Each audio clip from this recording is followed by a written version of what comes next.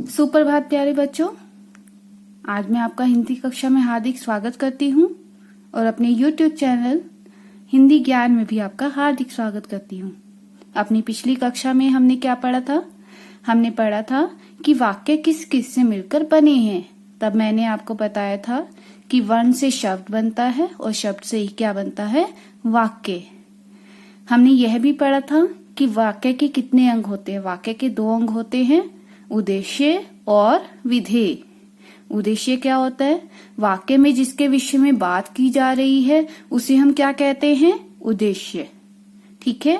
और विधेय क्या होता है? उद्देश्य के विषय में जो कुछ बात की जा रही है उसे हम क्या कहते हैं? विधेय।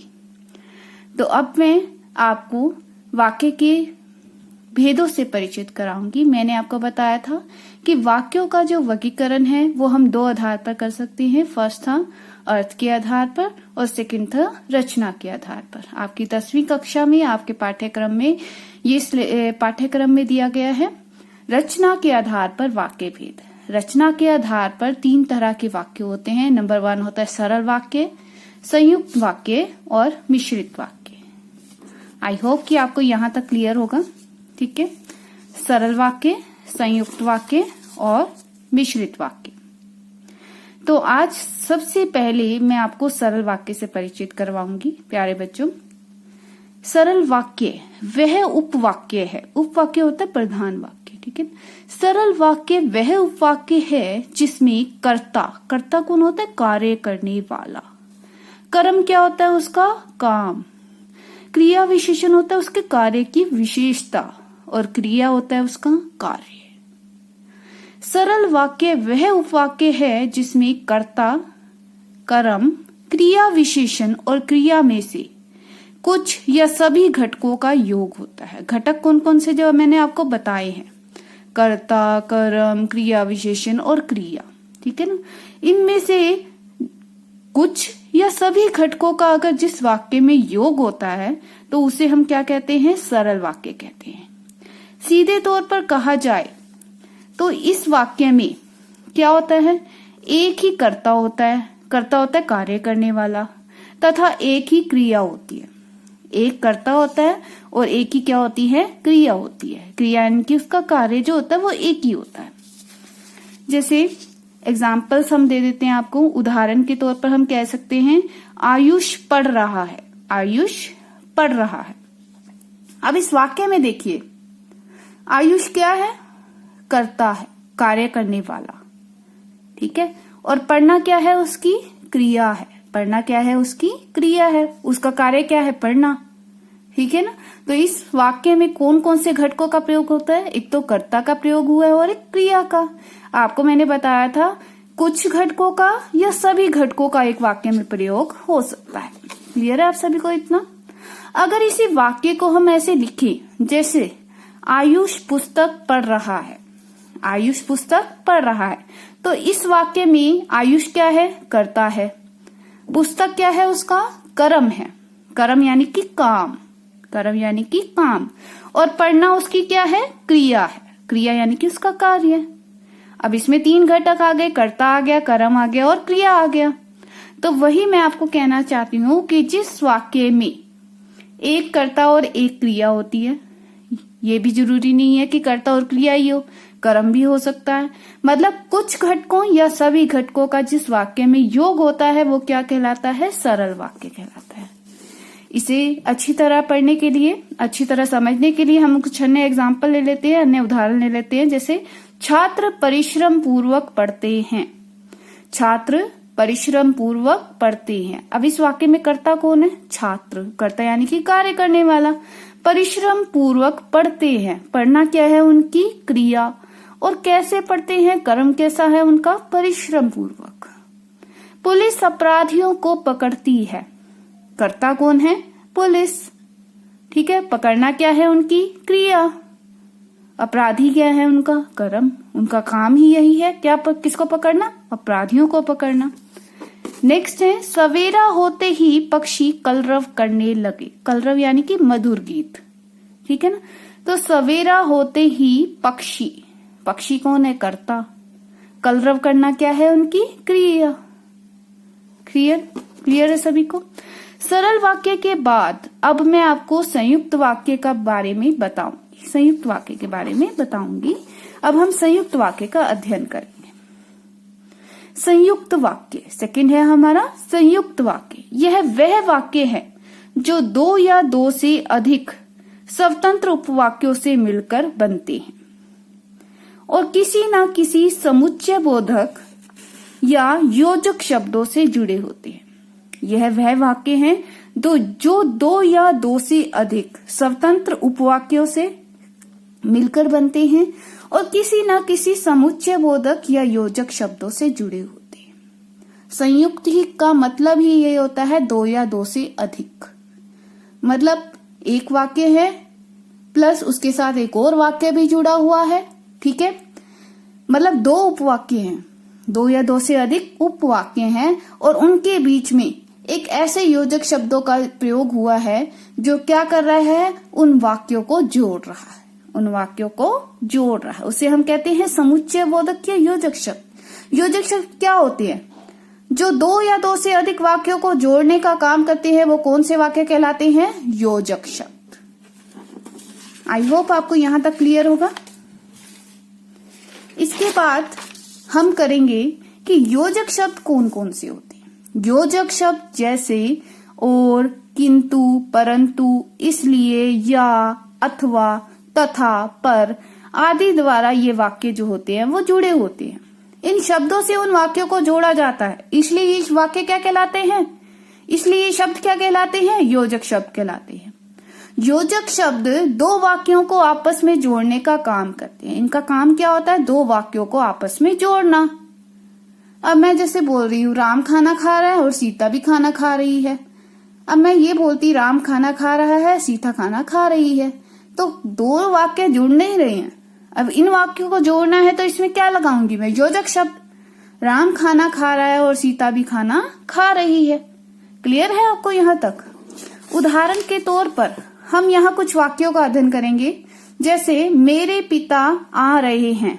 अब मैंने यहाँ डैश लगाया है। अब आप सोचिएगा, मेरे पिता आ रहे हैं, भाई इंतजार कर रहे हैं। मेरे पिता आ रहे हैं और भाई इंतजार कर रहे हैं। और यहां हम क्या लिख सकते हैं? और भाई इंतजार कर रहे हैं। ठीक है, तो और क्या है यहाँ पर? योजक शब्द, क्योंकि ये दो वाक्यों को जोड़ने का काम कर रहा है। वे घर आ गए हैं, थोड़ी देर ही रुकेंगे। वे घर आ गए हैं किंतु थोड़ी देर ही रुकेंगे। ठीक है, तो यहाँ किंतु क्या है? योजक शब्द। किंतु क्या है यहाँ पर? योजक शब्द। अब नेक्स्ट है हमारा राजपाल को हिंदी पढ़नी है। राजपाल को हिंदी पढ़नी है। अब यहां मैंने क्या लगाया?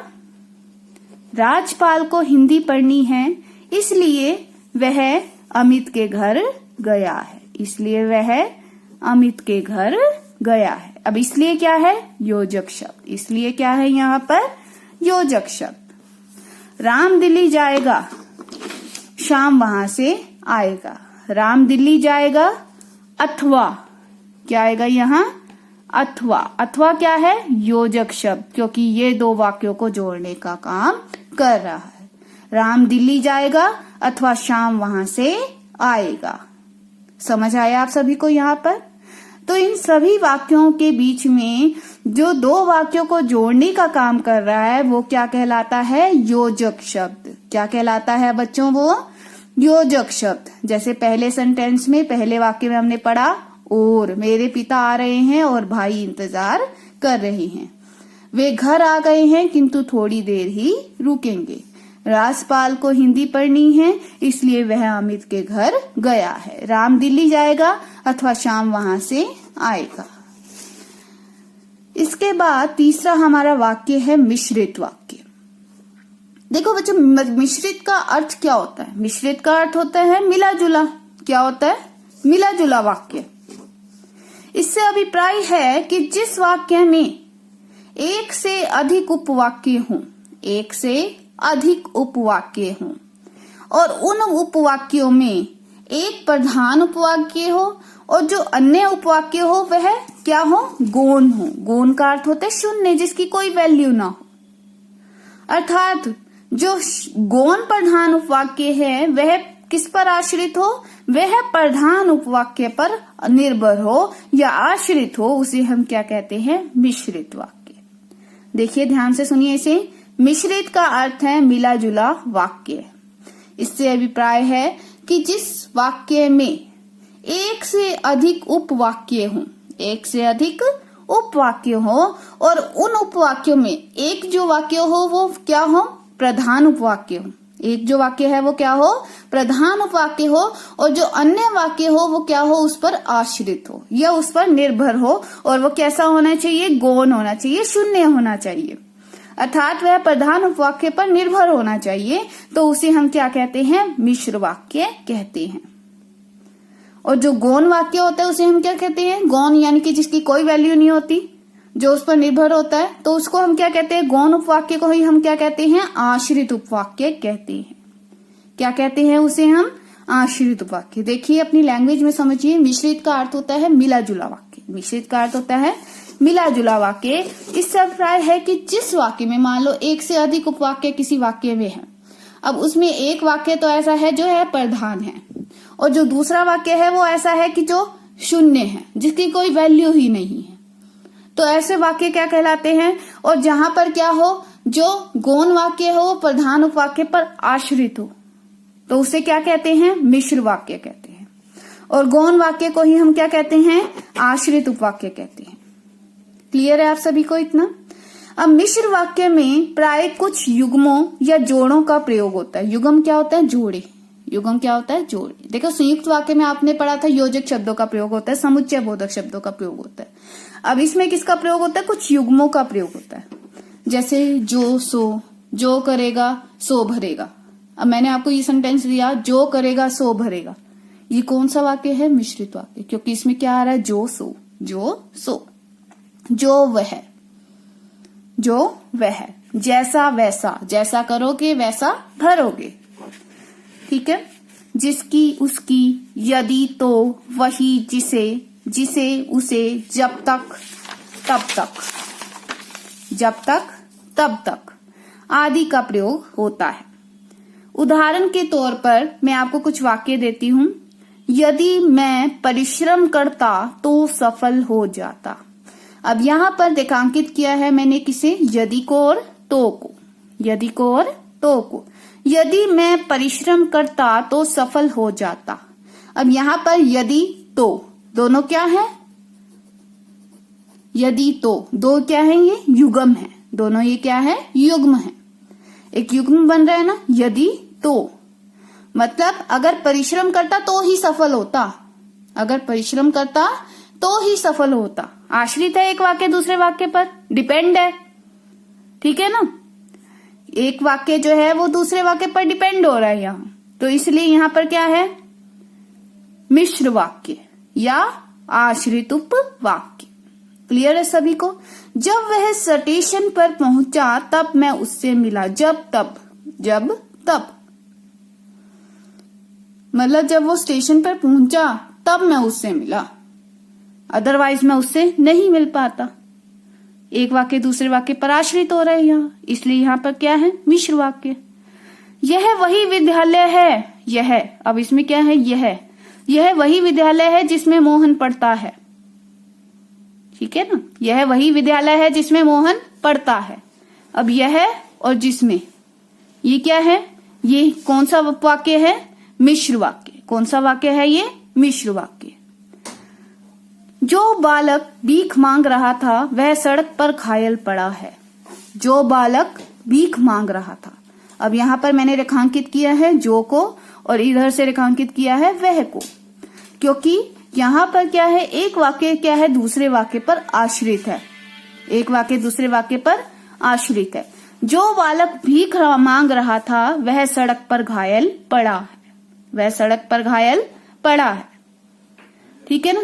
तो यहां ये बताया गया है कि ये जितने भी रेखांकित वाक्य हैं, ये जो जितने रेखांकित युग्म हैं, ये क्या बता रहे हैं हमें कि ये जो युग्म है ये हमें बता रहे हैं कि इन वाक्यों में कौन सा वाक्य है, मिश्र वाक्य है, मिले जुले वाक्य है। कौन से वाक्य है, मिश्र वाक्य। क्लियर है बेटा आप सभी को ये? जो बालक भीख मांग रहा था वह सड़क पर घायल पड़ा है। जो बालक भीख मांग रहा था, ऐसा नहीं है कि कोई और बालक था, जो भीख मांग रहा था वही सड़क पर घायल पड़ा है। अब इन वाक्यों में जो रेखांकित शब्द हैं वे हमें ये दर्शाती हैं कि इन वाक्यों में क्या है, मिश्र वाक्य है, क्योंकि ये वाक्य अन्य योजक शब्दों से जुड़कर बने हैं। ये वाक्य किससे जुड़कर बने हैं, अन्य योजक शब्दों से जुड़कर बने हैं। ठीक है ना। योजक शब्द जैसे मैंने आपको भी बताया, जो, सो, जब, तब, यह, जिसमें, जो, वह, जैसा, वैसा, जैसा, तैसा, इस तरह से जो वाक्य होते हैं जो अन्य योजक शब्दों से जुड़कर बनते हैं वो क्या कहलाते हैं, मिश्र वाक्य। क्या कहलाते हैं वो, मिश्र वाक्य। ठीक है। आई होप आपको यहां तक समझ आया होगा। तो प्यारे बच्चों, इसी के साथ हमारी जो आज की कक्षा है वो समाप्त हो रही है। ठीक है। अपनी अगली कक्षा में हम आश्रित वाक्य की क्या पहचान होती है, आश्रित वाक्य के कितने भेद होते हैं और वाक्यों का रूपांतरण अर्थात परिवर्तन हम किस तरह से कर सकते हैं, इन सब का हम अध्ययन करेंगे। ठीक है। वाक्यों का रूपांतरण यानी कि सरल वाक्य से संयुक्त में बदलना, संयुक्त से मिश्र में बदलना, मिश्रित वाक्य से सरल वाक्य में बदलना। तो आपका बहुत बहुत धन्यवाद।